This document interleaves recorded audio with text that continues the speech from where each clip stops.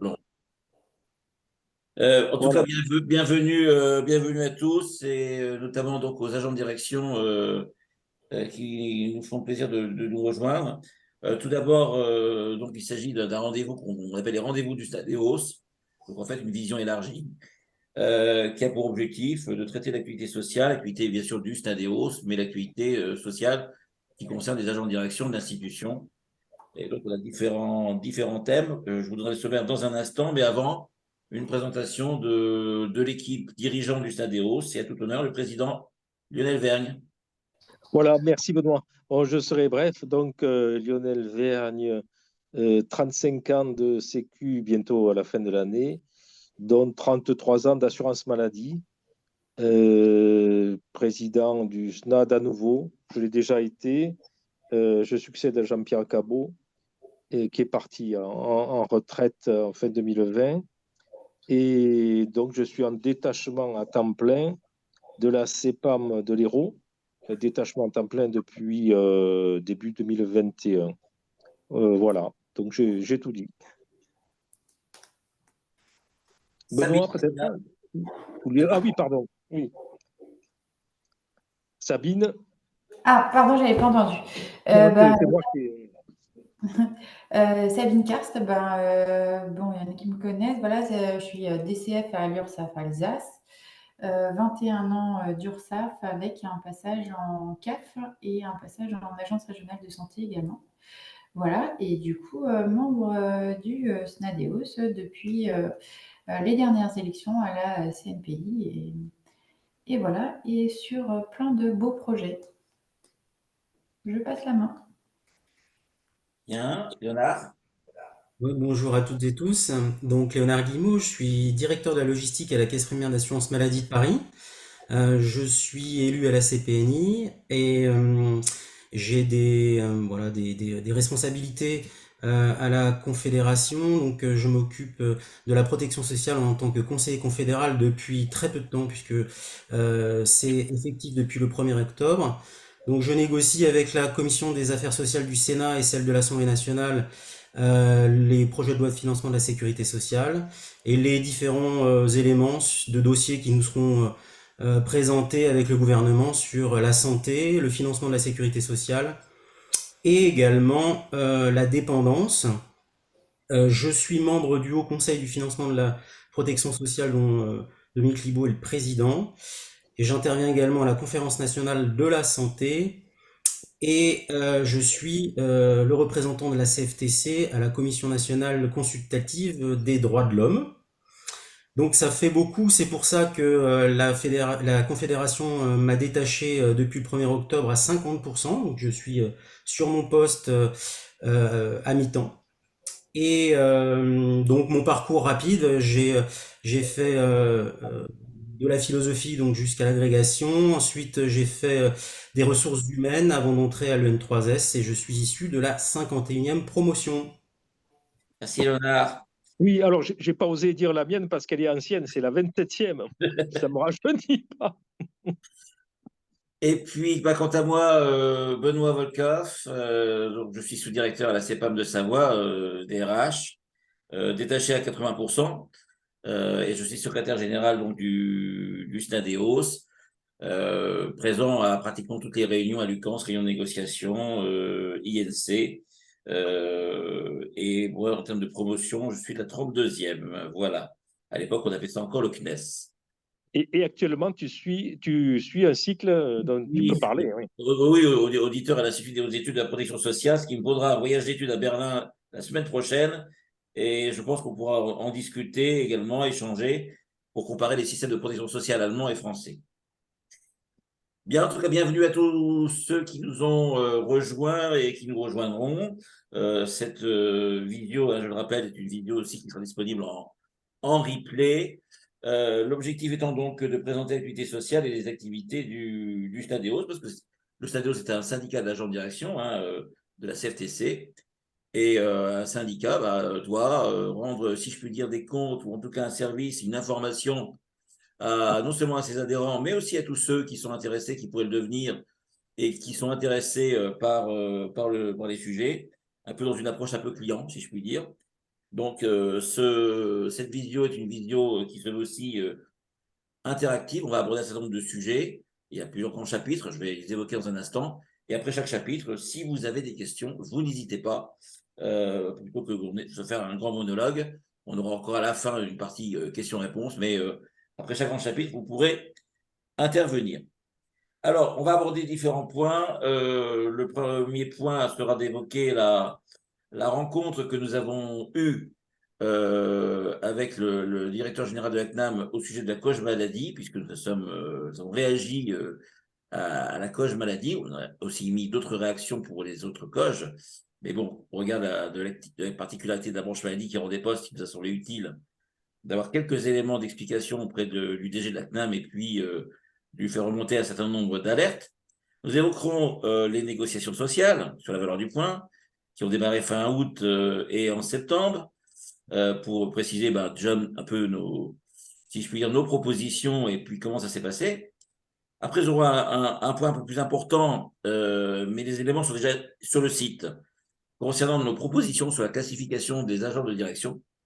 Les négociations n'ont pas encore démarré, mais en tout cas, les propositions ont été transmises. Et puis, nous ferons un point sur différents sujets d'activité du SNADEOS, dans le cadre des relations avec le N3S, dans le cadre d'autres négociations en cours, et également au regard du recours qu'on a déposé concernant la liste d'aptitudes, une disposition particulière de la liste d'aptitudes, on vous en parlera dans un instant. Et puis, on terminera sans doute, parce que c'est l'actualité, par le climat social à l'UQAMS, avec une intersyndicale qui s'est constituée, et pour l'instant, un phénomène de blocage suite à l'échec des négociations salariales. Voilà pour les différents sujets. Donc, je vous propose qu'on démarre sans plus tarder par la COG maladie. Alors, je vais essayer de mettre en partage un certain nombre de documents pour que vous puissiez en même temps les suivre, sachant qu'ils sont sur notre site. Hein. Donc, il n'y a aucun souci par rapport à ça pour pouvoir les voir posément. Alors, voilà, je vais mettre ce partage. J'espère que vous le voyez tous. Voilà, donc oui, vous êtes sur le site du SNADEOS et vous retrouvez dans les activités de nos différentes actions. Donc, nous avons fait la demande, hein, c'est une initiative du SNADEOS, rencontrer la direction de la CNAM. On a émis cette demande en juillet, hein, une fois la COG adoptée, et on a été reçu le 5 septembre, Léonard, Lionel et moi, par le directeur général de la CNAM, que vous voyez en photo, Pierre Pex et Marie-Gabrielle Debreuil, pour donc évoquer la COG. Alors pourquoi on a évoqué la COG maladie? Parce que c'est une COG qui a la particularité par rapport aux autres de prévoir un rendu de poste. Hein. Les autres branches ne prévoient pas, prévoient généralement des créations de postes, même minimes, mais des créations de postes ou des stabilisations. La branche maladie, on est sur officiellement 1720, mais si on regarde de près les chiffres, sur notamment le cœur de métier, on est aux alentours de 2400 ETP.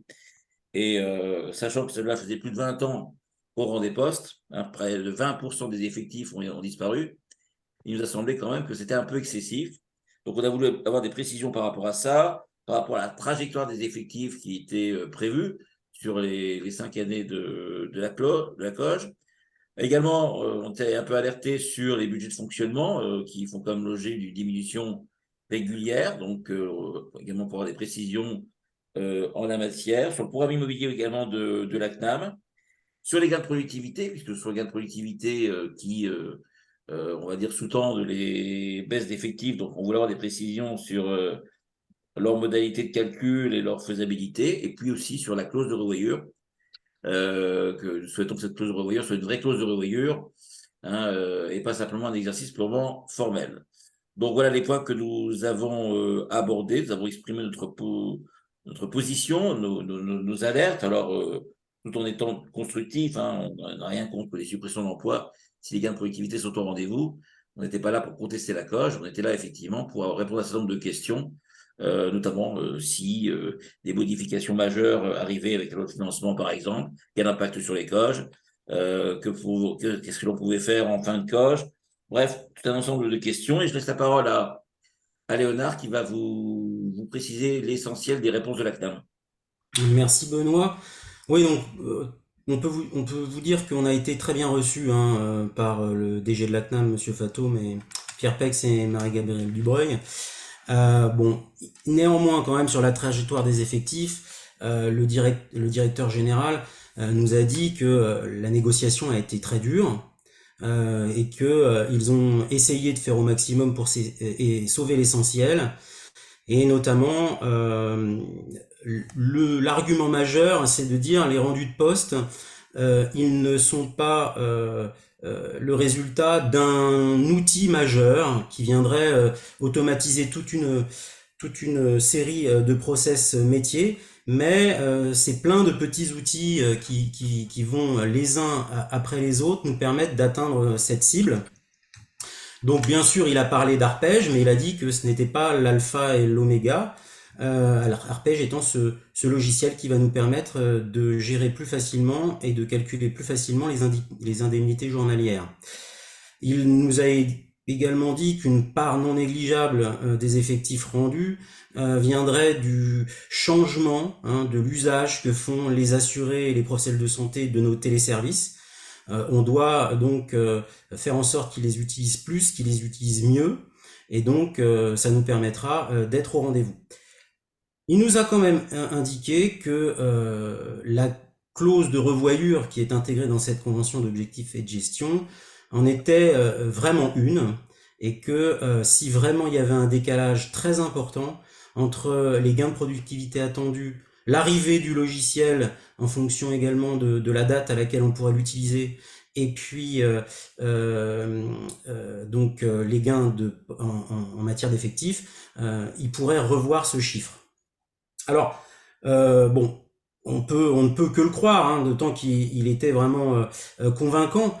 Néanmoins, on reste quand même assez inquiet, et on est inquiet aussi, et on lui en a parlé, par rapport à deux fonctionnements qui peuvent rentrer en conflit, celui de la convention d'objectifs et de gestion et de ses objectifs, et celui des projets de loi de financement de la sécurité sociale, qui très régulièrement viennent modifier des calculs de droits, viennent rajouter des droits, viennent éventuellement faire en sorte que les DSI doivent intervenir sur le système d'information pour modifier nos outils métiers. Et ça, c'est aussi absent dans la COG, et si jamais ça devait nous arriver, est-ce qu'on serait encore obligé de rendre ces postes? Donc il a indiqué que dans la COG, pour la première fois, il a évoqué ce sujet des PLFSS, et que il prendrait ses responsabilités et qu'il exigerait des moyens supplémentaires en ressources financières, mais également en ETP si jamais d'aventure une PLFSS venait modifier en profondeur les droits de l'assurance maladie.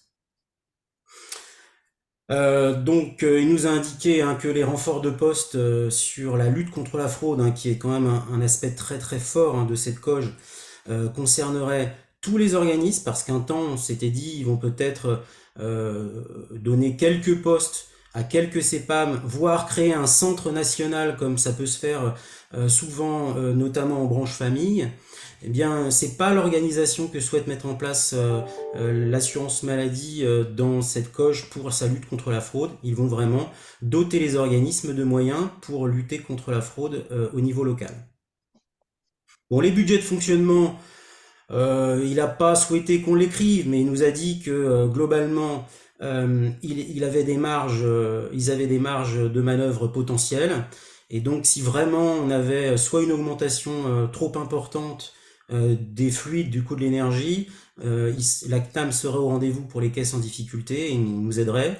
Et également, il nous a indiqué que pour les revalorisations de salaire, notamment pour tout ce qui est achat de services, donc c'est les agents de sécurité, c'est le ménage, voilà. Également, s'il y avait une augmentation due à une inflation régulière, eh bien la CNAM pourrait nous aider individuellement.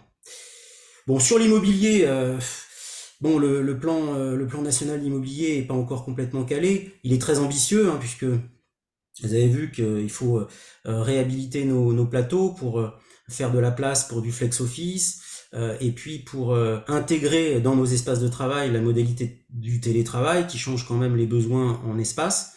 Il nous a dit que ça se ferait progressivement et qu'il n'était pas question d'avoir une cible sur le changement complet de la réhabilitation immobilière du patrimoine de l'assurance maladie sur cette coge, mais que c'était le début et que ça nous occuperait au moins 2 coges, voire plus.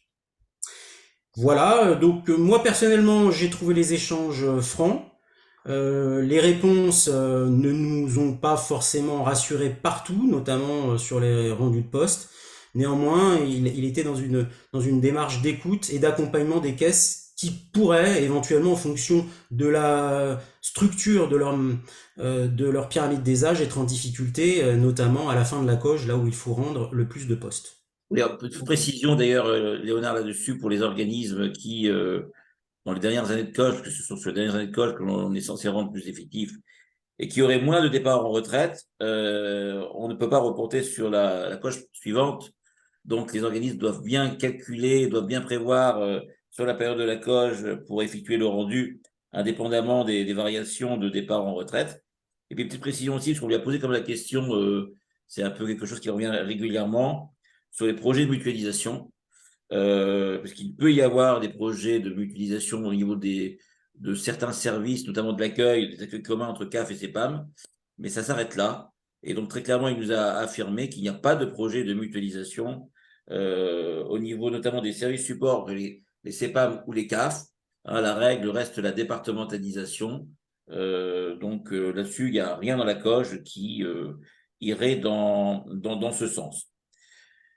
Voilà pour cette réaction. Est-ce que vous avez les uns les autres des questions, des réactions par rapport à ce sujet?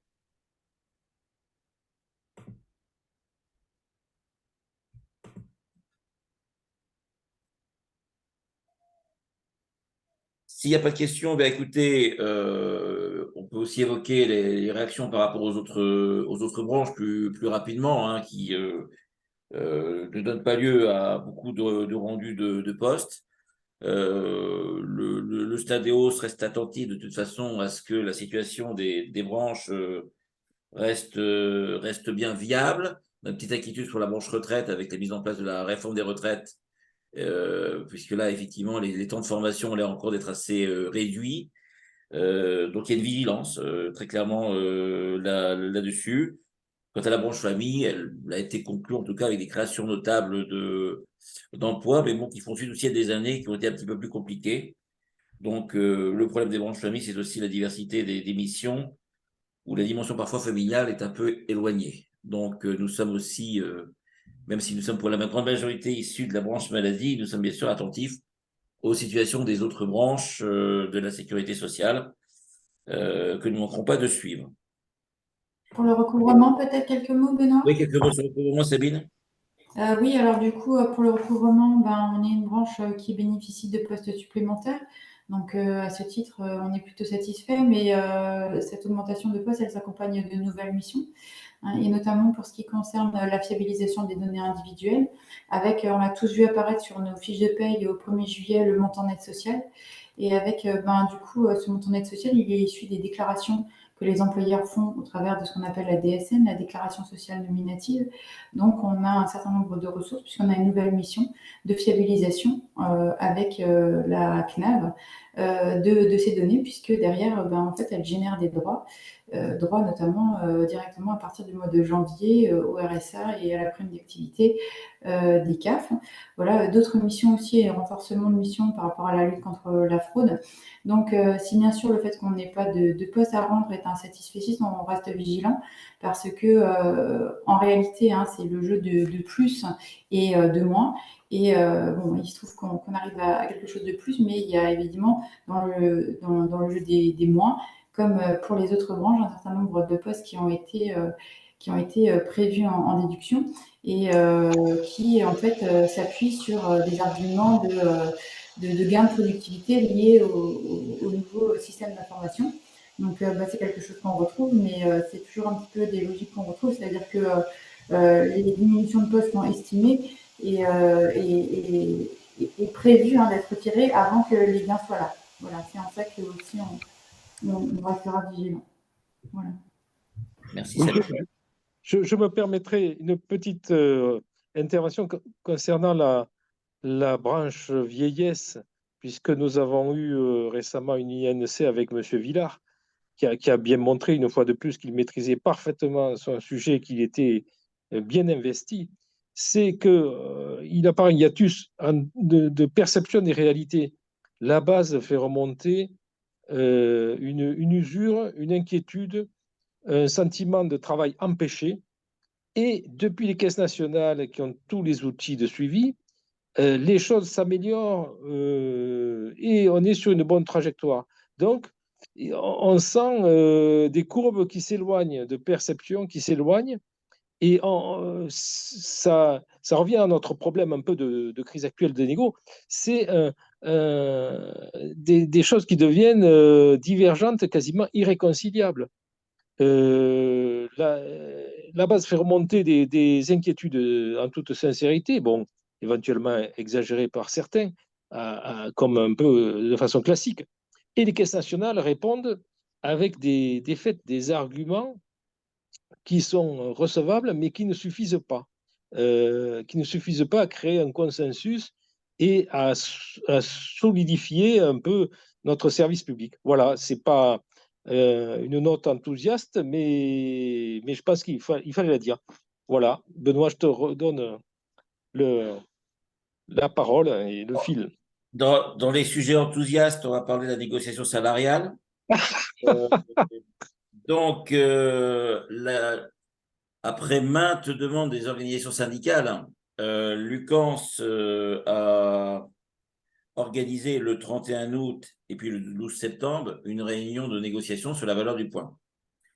D'ailleurs, ces négociations ont été organisées après signature des COG, pour info. Et à l'occasion de cette réunion, en fait, la directrice de Lucans nous a fait part de propositions, mais quand je mets propositions, je le mets entre guillemets, puisque c'est pratiquement un cadrage qui a été fixé et on l'a appris au niveau de la Première ministre, sur l'évolution de la valeur du point et également sur la création d'une prime de partage de la valeur, dispositif donc qui n'est pas toujours forcément pérenne. Alors, sur la valeur du point, ce qui a été, entre guillemets, proposé par Lucans après acceptation des pouvoirs publics, c'est une augmentation de 1,5% de la valeur du point à effet du 1er octobre.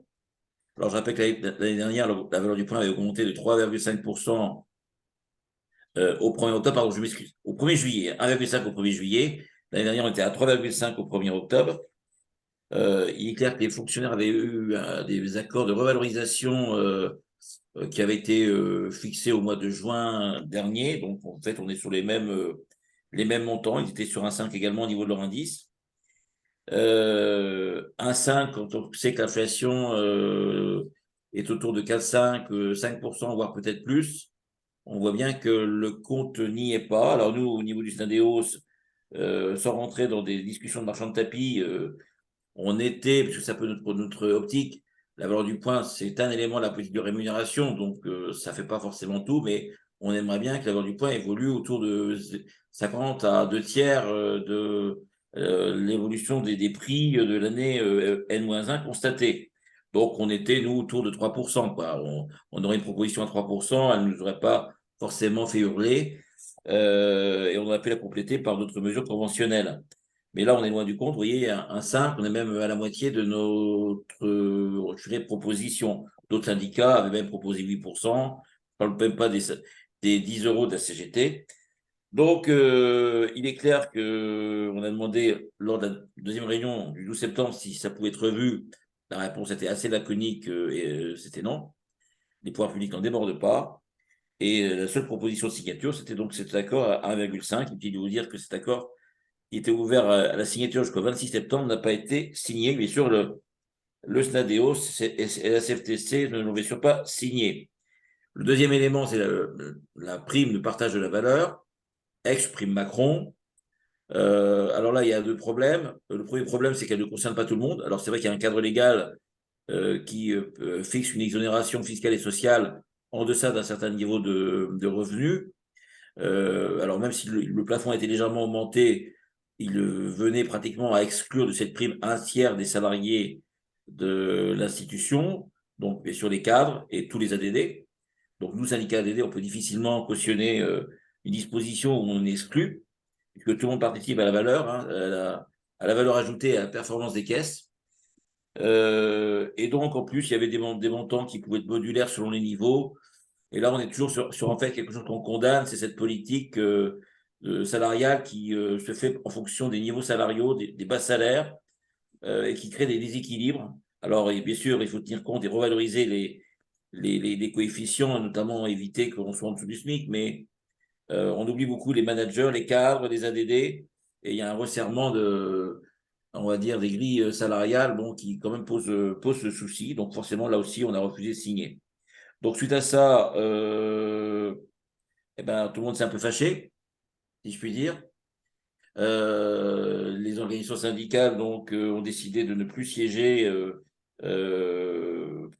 pour les différentes réunions de négociation qui étaient prévues. On avait les frais de santé, la prévoyance, la formation professionnelle, tant que les négociations salariales ne soient pas revues sur la base de propositions plus acceptables.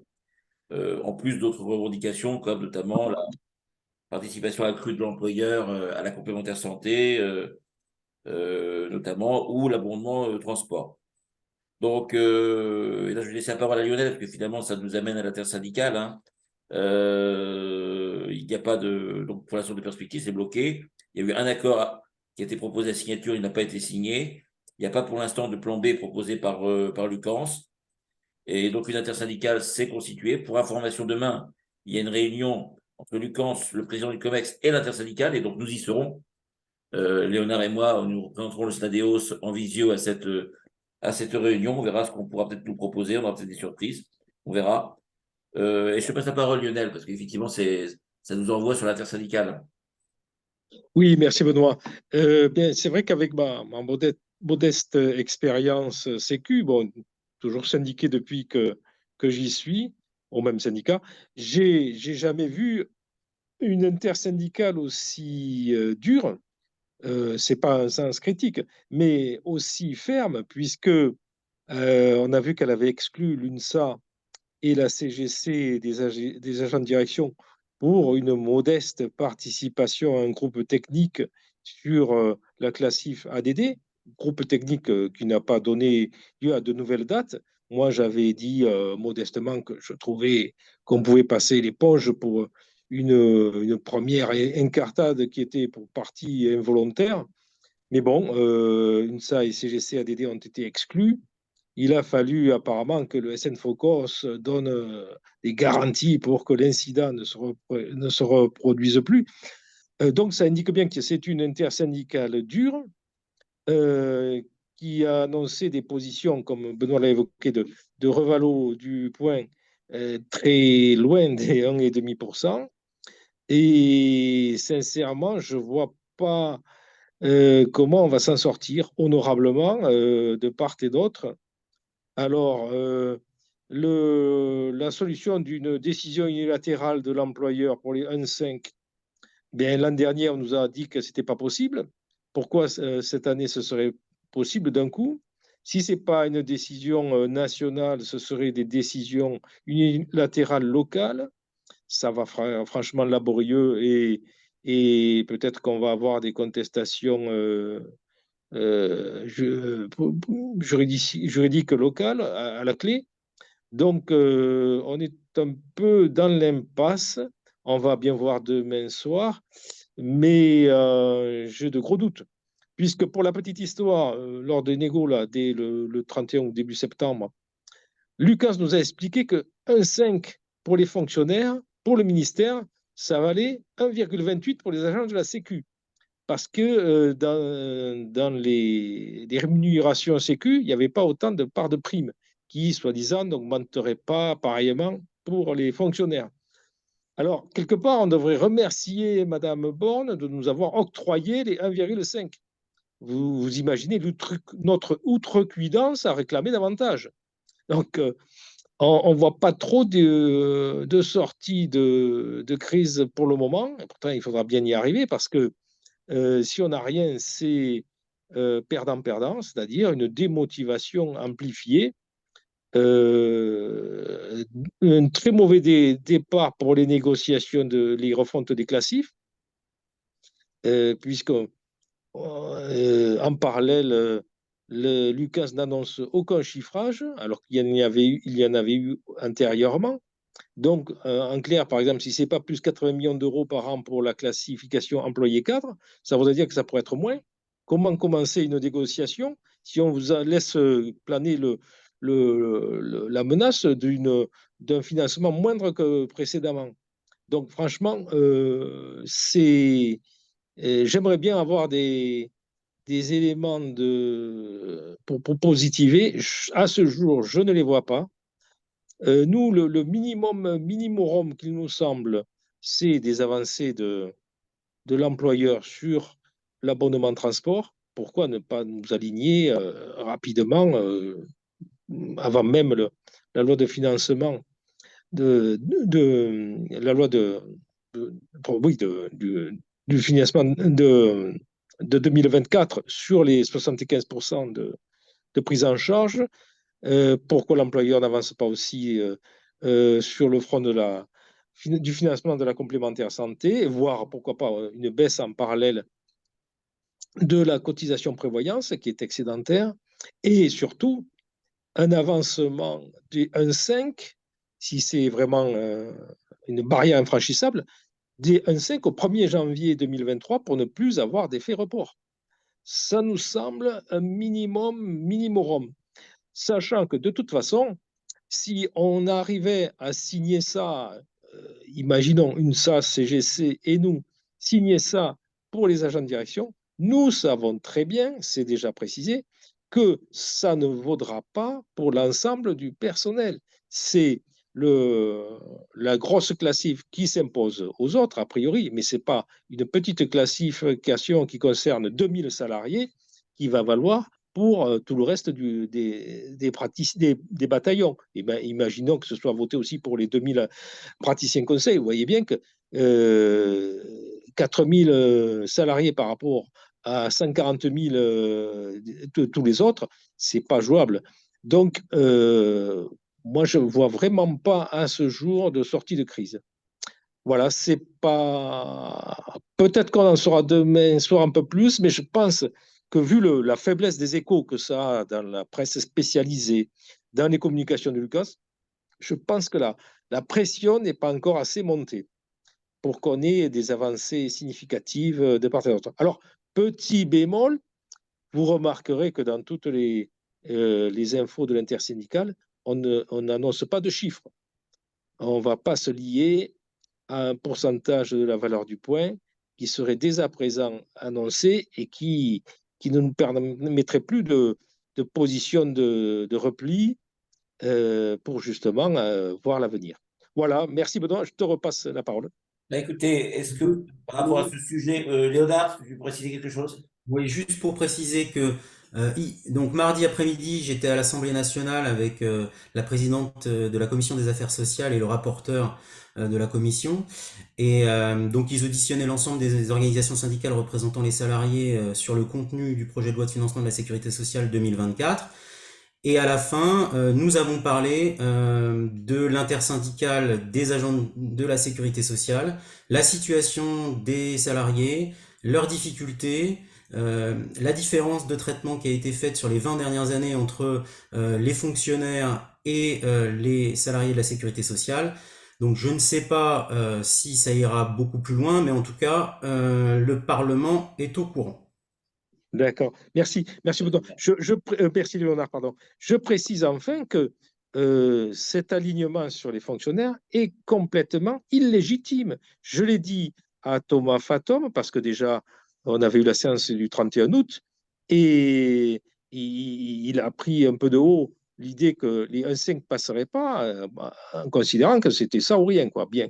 Et j'ai rappelé que le nombre de fonctionnaires depuis 2000 a augmenté de 20%, et il paraît qu'il en manque partout, à la pénitentiaire, dans les hôpitaux comme infirmières, des juges, des magistrats, des greffiers, tout ce qu'on veut. Il en manque partout. Et nous, en parallèle, nos effectifs ont baissé de 20%. Alors, c'est parfaitement illégitime de nous aligner sur les fonctionnaires. Voilà. Merci Lionel. Est-ce qu'il y a des réactions, des questions sur le sujet des négociations salariales? Non, bah, je vous propose que nous passions au prochain sujet. Alors, je vais mettre un partage puisque c'est un sujet assez important qui est celui de la classification des ADD. Alors, il y a aussi une classification des employés cadres qui va être discutée, mais nous sommes bien sûr sur la classification qui nous concerne. Donc, le temps de mettre le lien. Hop, voilà. J'espère que vous le voyez. Donc, le SNADEOS a travaillé cet été, avant que des réunions soient prévues, sur la classification des ADD que nous avons demandé, puisqu'elle a plus de 20 ans. Elle a besoin d'être réformée. Donc, on s'est dit, on va émettre des propositions, histoire de faire avancer le débat. Donc, voilà, les propositions, elles sont disponibles sur le site, bien sûr, du SNADEOS. Elles ont été transmises à Lucans. Alors, bon, proposition, on ne peut pas dire décision. Hein, il y a aussi, comme le disait tout à l'heure Lionel, la question du cadrage. Mais enfin, en tout cas, nous avons un rôle qui est de proposer ce qui nous semblerait correspondre aux besoins des ADD et permettrait d'avoir une classification attractive, et je sais qu'il en faut. Alors, le premier élément dans nos propositions, c'est de revoir finalement la construction de la classification. Actuellement, les postes sont classés par taille de caisse, on va dire, hein, entre A, B, C, D, AD, petite caisse, A, super grande caisse. Et après, effectivement, vous avez fonction directeur, directeur adjoint, directeur comptable financier, directeur. Bon, en l'occurrence, nous considérons que le travail ne concerne pas, n'est pas différent selon les tailles. Tout ça est très discutable. D'ailleurs, dans certains grands organismes, il y a peut-être un peu plus de possibilités de personnel, de collaborateurs que dans des plus petits. Donc, un directeur d'un petit organisme a les mêmes obligations que celui d'un plus grand, et c'est pareil pour les autres fonctions. Donc, pour nous, la classification devrait plutôt se faire à partir toujours de 4 niveaux. Et chaque niveau comporterait 3 ou 4 paliers. Et en fait, les niveaux, donc en fait, on prend les fonctions des agents de direction, c'est-à-dire D sous-directeur, C directeur adjoint, B directeur comptable et financier, et A directeur à la place de la taille des caisses. Donc on est vraiment sur une classification de fonctions. Et à l'intérieur de ça, dans le réseau, tout le monde effectivement n'a pas les mêmes fonctions, les mêmes missions. Il peut y avoir des différences qui tiennent à des champs de responsabilité qui peuvent être différents, plus ou moins étendus, à des niveaux de délégation et d'autonomie qui peuvent être différents, au fait de gérer, d'avoir la responsabilité de pôles de mutualisation ou même parfois de plusieurs caisses, d'avoir également un rôle national, d'avoir des missions des pôles régionaux, la taille de la caisse, bon, qui peut aussi être un critère que l'on peut prendre en ligne de compte. Et donc tout ça, avec une classification, une codification en tout cas qui doit être objective, permettrait de faire évoluer donc de palier 1 à palier 4, un peu comme des échelons. Et bien sûr, chaque palier supérieur représenterait des points supplémentaires, par exemple 50 points, hein, pour simplifier. Et ça permettrait d'assurer une progression pour les agents de direction, de prévoir véritablement un vrai parcours en fonction des évolutions de missions qui pourraient lui être confiées, et puis aussi des compétences, hein, entre l'ADD qui débute et qui a un plus petit secteur, et puis qui, au fur et à mesure de son expérience, va gagner en compétences et pourra évoluer davantage. On contribue vraiment à un parcours sur beaucoup d'années et qui semble beaucoup plus stimulant pour les ADD. Ça, c'est notre première. Alors, on s'est amusé aussi, si je puis dire, à même mettre, vous êtes dans notre site, des coefficients, avec un point important pour nous, c'est que le premier niveau d'ADD, en l'occurrence, ça serait sous-directeur échelon 1, soit, on va dire, supérieur, voire égal au dernier échelon de manager. Actuellement, si vous regardez des cadres niveau 8, niveau 9, et ce n'est pas une critique, hein, avec déjà l'expérience et points de compétences, ont des coefficients supérieurs à des ADD qui sont en catégorie D, voire en catégorie C, notamment quand ils débutent. Ce n'est pas le même niveau de responsabilité. D'ailleurs, on le voit avec la question des conflits d'intérêts, les obligations. Donc, très clairement, pour nous, il y a un minimum, de même que pour les employés cadres, il faut au moins que les premiers COEF soient au niveau du SMIC. Et ben, pour les ADD, et on l'a fixé à 755 points. Alors après, ça peut se négocier, mais actuellement, on n'est pas à ça, puisque les premiers niveaux sont dans les 550 points de mémoire. Donc, voilà, c'est un élément quand même qui est important. Ensuite, on parle aussi d'une revalorisation des points pérennes. Alors, c'est à la libre discrétion des directeurs, hein. Il y a un minimum qui est mentionné dans la convention collective. Après, selon les branches, les organismes, la valeur des points peut varier. Mais on souhaite aussi que ces points pérennes soient revalorisés. Voilà, pouvant passer de 20 à 30 points, 40 à 50 points. Point important aussi, et ça concerne aussi les employés cadres, on souhaite que les ADD puissent bénéficier de points d'expérience et de points d'expérience déplafonnés, parce que la compétence d'expérience ne s'arrête pas au bout de 25 ans, comme maintenant. Et avec l'allongement de l'âge de la retraite, eh bien, on a vocation à faire pas mal d'années. Donc, 2-3 points qui seraient déplafonnés chaque année, ce ne serait pas du luxe, et y compris pour les ADD. Donc ça serait une nouveauté. Sur le parcours professionnel, on évoque aussi la nécessité de prévoir que dans le cadre des paliers, lorsqu'un ADD, on va dire, au sein de son niveau a atteint 75% du parcours ou des paliers, qu'il y ait en tout cas, on va dire, un entretien, il y ait un accompagnement, formation pour qu'il puisse évoluer, pourquoi pas, sur un niveau supérieur, hein, qui ne reste pas forcément sur de nouvelles fonctions, qu'un sous-directeur puisse passer directeur adjoint, enfin, par exemple. Donc ça aussi, c'est un point important. Sur l'accompagnement à la mobilité, alors le logement, il y avait donc il y a quelque temps des endroits en France particulièrement onéreux, ça reste encore vrai, même si le prix du logement augmente un peu partout. Néanmoins, nous proposons la création d'une indemnité de résidence, de logement, dans le cas où un agent de direction devrait s'installer dans le cadre d'une mobilité dans un endroit où le prix du mètre carré est excessivement supérieur à la moyenne nationale. Donc avec une sorte de grille progressive selon le différentiel au regard d'un prix moyen du mètre carré en France métropolitaine. Donc c'est sûr par exemple que des villes comme Paris, Annecy, les grandes métropoles souvent sont déjà assez exorbitantes. Et donc cette prime qui pourrait être provisoire, bien sûr, il ne s'agit pas de... mais serait limitée dans le temps, mais permettrait en tout cas de... souvent les ADD d'ailleurs viennent avec leur famille, ce qui crée aussi d'autres difficultés.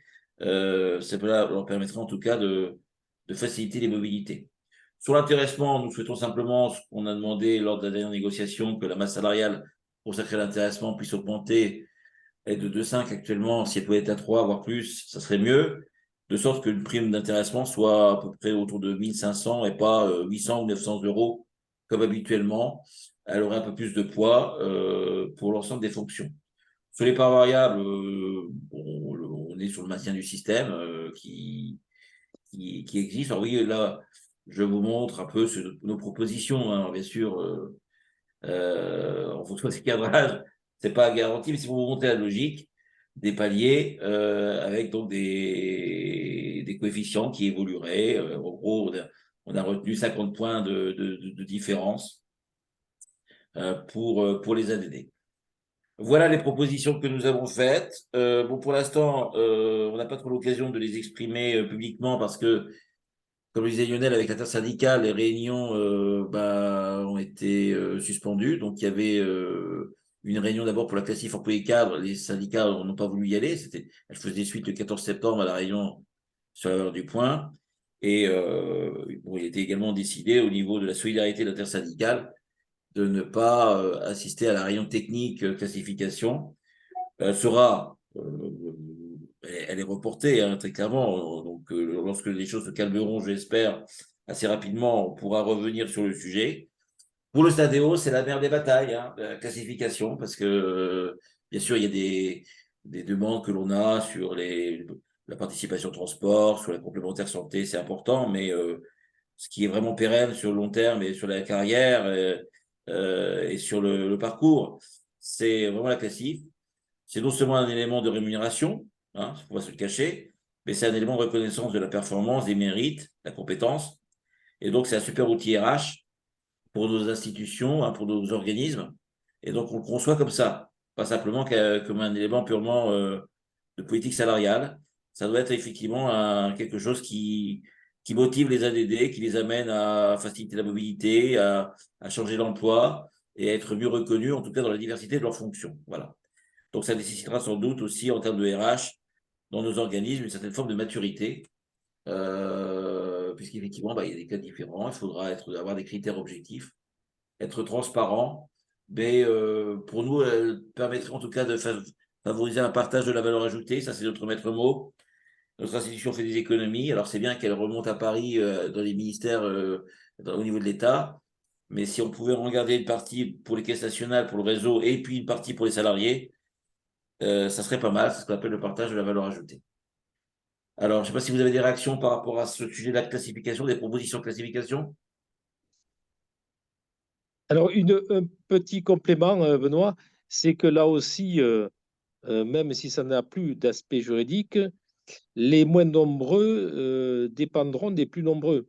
En clair, si nous avions la signature d'une classification qui nous satisfasse, bon, imaginons donc une majorité de syndicats qui représentent une majorité de votants, de représentativité qui signent cette nouvelle classification ADD. Et bien, si jamais il n'y a pas l'équivalent à présenter à la tutelle pour les employés cadres, nous savons très bien, nous savons pertinemment que la tutelle n'agréerait pas notre nouvelle classif. Parce que politiquement, on considérerait que là aussi, ça va élargir l'échelle des rémunérations. Oh grand Dieu, c'est l'horreur. Donc, nous souhaitons travailler, mais sans trop d'illusions, et on n'a pas trop envie de travailler pour l'art, comme on va dire, comme on dirait. Faire une belle classif ADD qui sera remisée dans quelques tabernacles pour être ressortie je ne sais pas quand. Donc, ça aussi, il ne faut pas se voiler la face. S'il n'y a pas en même temps deux classifs à présenter à l'agrément de la tutelle, eh bien, la nôtre ne passera pas. Voilà. Merci Lionel. Je vais passer la parole à Léonard qui va nous parler des autres activités du SNAD, puisque nous intervenons sur différents sujets. La parole est à toi, Léonard. Merci Benoît. Écoutez, moi j'ai un petit PowerPoint, donc je vais peut-être vous le passer parce que ça va me permettre de vous montrer en image un peu ce qu'on fait au SNADEOS. Alors voilà. Donc la première chose, c'est que déjà on est allé voir Madame Bertin, donc on a des bons contacts avec elle, hein, on arrive bien à communiquer. Je pense qu'elle est à l'écoute du SNADEOS, c'est quelque chose de très positif. Bon, comme ça a été dit, bien sûr, on est dans toutes les négociations sociales et dans toutes les réunions. Mais c'est pas tout, parce que la marque de fabrique du SNADEOS, c'est son lobbying. On a un pied à l'intérieur de l'institution et un pied à l'extérieur. Et notamment, on acculture et on informe les parlementaires de la situation de la sécurité sociale, de ses salariés, du fonctionnement des organismes. Souvent, on leur promet des beaux projets dans les PLFSS, on leur fait voter des budgets et ils ne connaissent absolument pas les moyens, ou très peu, les moyens qui sont attribués aux opérateurs, c'est-à-dire à nous-mêmes employeurs et à nos collègues salariés pour les mettre en œuvre sur le territoire. On ne leur demande même pas de voter ces budgets, hein, puisque contrairement à l'État, dans le cadre des lois de finances, les parlementaires ne votent pas hein, pour une masse salariale de la Sécu. Tout ça se fait de manière très technique entre le ministère de l'économie et des affaires sociales, de la santé, mais c'est hors Parlement. Et donc, ils commencent à, voilà, on a eu un très très beau accueil. Alors nous, on va voir la plupart des parlementaires qui sont présents. Particulièrement dans bien sûr la commission des affaires sociales, mais pas uniquement, puisque la commission des finances aussi, on a vu des députés ou des sénateurs. Et puis on a cherché à communiquer avec des parlementaires qui sont sur un angle de gouvernement, hein, qui sont pas sur les blocages ou sur des censures systématiques. Donc on a rencontré des parlementaires de Horizon, des parlementaires de Renaissance, des parlementaires des Républicains et des parlementaires du Parti socialiste. Voilà, donc on a écarté à ce stade LFI et Rassemblement national. Et n'oublions pas une sénatrice communiste qui nous a aussi très bien reçus. Oui, oui, et tu fais bien de le noter. Et les communistes également, nous les avons rencontrés. Voilà, donc on vous en a parlé, on est en partenariat étroit avec donc la GIRCARCO, hein, où on pilote en tant que partenaire social le régime, le Haut Conseil du financement de la protection sociale, où on est très écouté par Dominique Libaud et l'ensemble des directeurs des hautes administrations. On a des informations très intéressantes qui nous viennent également de l'OFCE, de l'INSEE, de différents rapporteurs qui sont nommés par les ministres et la première ministre. Voilà, on a un pied également dans le sociétal avec la CNCDH, hein, Commission nationale consultative des droits de l'homme, où on aborde des sujets très très variés, mais très intéressants, hein, sur par exemple le logement, par exemple l'éducation. Voilà. On a également la Conférence nationale de la santé, hein, où on peut aborder des questions sur les dépistages, les violences faites aux professionnels de santé, sur le Nutri-Score, voilà, plusieurs missions qui sont données. Benoît vous a parlé de son rôle d'auditeur à l'IHEPS. Et le SNADEO, c'est la CFTC également, présent au Conseil d'orientation des retraites, si important, lors de la dernière réforme, qui a été écoutée et parfois décriée, mais en tout cas qui a fait le job et qui a donné son avis le plus objectivement possible. Et j'ajoute la CAPSA où je suis suppléante administrateur et Benoît également. Voilà, on peut intervenir également. Également, voilà. Donc on est très proche hein, de la fédération et de la confédération. Voilà, on est très écouté par Pascal Coton, par Cyril Chabagnier, par notre présidente de la Fédération de protection sociale et emploi, Christine Le Serre. Donc voilà, on est dans un esprit constructif. Et On a même, vraiment... on a même manifesté hein, avec Lionel lors de la réforme des retraites hein, avec Cyril. Cyril Chabagnier, notre président, qui était cadre, enfin qui est détaché de la CNAF, où il était cadre statisticien. Voilà.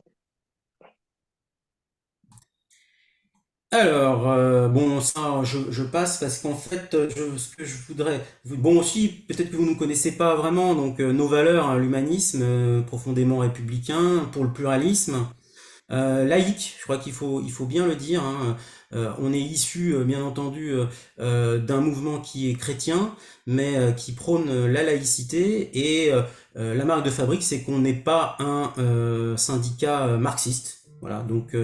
nous, on réfléchit avec d'autres types de penseurs, que ce soit Montesquieu, Kant, John Rawls, etc. C'est ça qui nous inspire et non pas la prose marxiste. Donc on refuse le sectarisme, forcément. Et puis, nous, ce qu'on veut, c'est dialoguer, négocier, avancer. Et vraiment, la grève, c'est le dernier recours. Voilà, on n'est pas des violents ni des gens qui cherchent le blocage. Donc voilà, bon ça je vous en ai parlé. Donc ça aussi, je sais plus. Voilà. Alors pour nous contacter, vous avez cette voilà, je le laisse un peu à l'écran. Donc on est présent sur beaucoup de réseaux, sur notre site d'abord, on est présent également sur le site de la fédération, la confédération. On a une chaîne YouTube et on est présent sur LinkedIn et on vous envoie régulièrement des mails ADD. Nous sommes présents également auprès de l'EN3S, des élèves internes, externes, CAPDIR, formation initiale, EN3S. On a une convention de soutien du bureau des élèves. Donc on intervient avec eux pour les aider s'ils ont des difficultés, pour les accompagner à leur prise de fonction. Également, nous sommes présents lors des festivités de la remise de la coupe de la partie de football interpromo. Voilà, donc on est là et c'est toujours des moments très très sympathiques et ça permet d'expliquer aux élèves l'importance qu'est un syndicat d'agents de direction parce que plus il y aura de votants lors des élections professionnelles et plus on sera crédible vis-à-vis de la tutelle. Je rappelle que on n'est pas encore à 50% on est un peu en dessous de 50% de votants à la dernière élection CPNI. La prochaine fois, il faut qu'on soit bien plus, et bien sûr, si possible, pour voter pour nous. Alors, on a discuté avec les élèves et on s'est rendu compte que leur situation s'était relativement dégradée puisque l'entrée des externes est toujours en 5K. En 2004, être 5K, c'était avoir une rémunération à plus 66% du SMIC. Aujourd'hui, être 5K, c'est être à plus 11% du SMIC. Donc ça veut dire qu'en à peine 15-20 ans, on a quand même dévalorisé énormément le salaire de nos collègues externes. Ils n'ont pas également les mêmes possibilités de remboursement de leurs frais que les salariés internes. Et puis alors, l'évolution de l'entrée du concours a créé une troisième voie d'accès. Donc, ces collègues-là rentrent à niveau 8 et eux aussi, ils ont d'autres dispositions pour se faire rembourser leurs frais et leurs déplacements. Dieu sait s'il y en a quand on fait la scolarité. Donc tout ça est un petit peu en pagaille, ça crée bien sûr des tensions entre les promos et à l'intérieur des promos, des difficultés économiques et financières évidentes. Donc on a envoyé une lettre où nous demandons des ouvertures de négociations pour modifier de manière profonde cet état de fait. On demande le niveau 6 pour les externes à l'entrée et nous demandons un alignement des remboursements des externes du troisième concours sur le remboursement actuellement en vigueur à Lucans.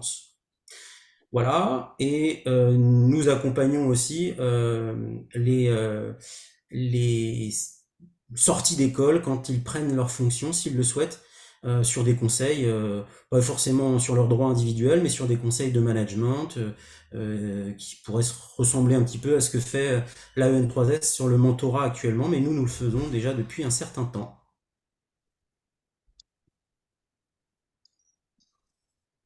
Eh bien, merci bien, Léonard.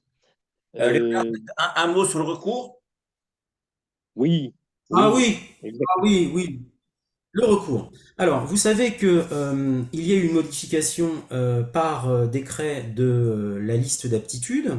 Le 21 décembre 2023, un nouveau décret est arrivé et a simplifié la liste d'aptitudes. Il y avait 3 listes d'aptitudes, maintenant il n'y en a plus que 2, la liste 3, la liste 1-2.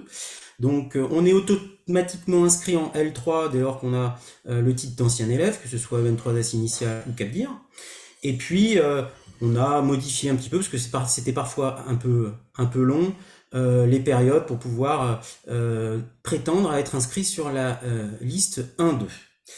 On a rénové le CAPDIR, on a fait un CAPDIR, on va dire, pour les cadres, et on a fait un CAPDIR aussi pour les agents de direction, notamment ceux qui sont en caisse nationale et qui ne peuvent pas, parce qu'ils n'ont pas le titre d'ancien élève, répondre à des vacances de poste dans le réseau.